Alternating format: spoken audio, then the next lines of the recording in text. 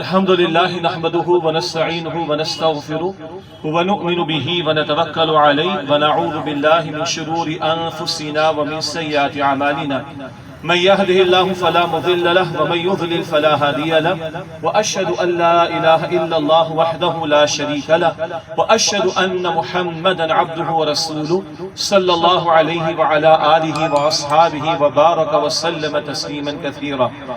أما بعد فأعوذ بالله من الشيطان الرجيم. بسم الله الرحمن الرحيم.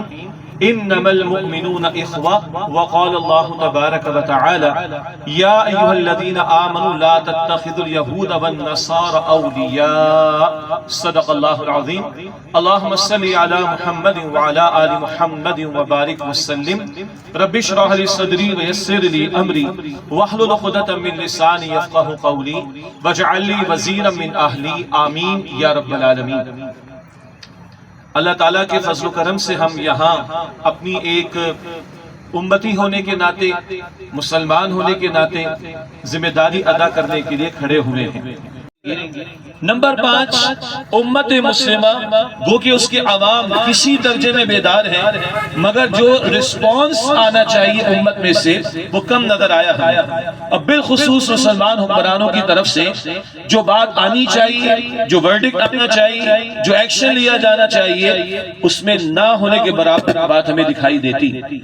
فلسطین کے مظلوم مسلمانوں کے ساتھ یکجہتی کا اظہار بھی کرنا چاہتے ہیں، اور عالم کفر جو ظلم، ستم، جبر، دھوس، دھمکی، بدماشی کی بنیاد پر اسرائیل کر رہا ہے، وہ عالم کفر جو اس کی پوری حمایت کر رہا ہے، اس کی مذمت کرنے کے لیے جمع ہے.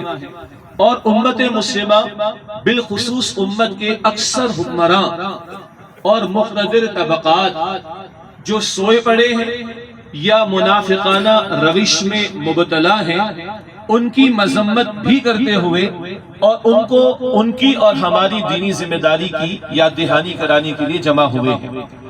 میں چند نکات کے تحت کچھ باتیں اپنی جانب سے، اپنے رفقائے تنظیم اسلامی کی جانب سے اور گویا اس امت مسلمہ کا درد رکھنے والے مسلمانوں کی جانب سے رکھنا چاہوں گا. 7 باتیں ہیں جو مجھے آپ کے سامنے رکھنی ہیں.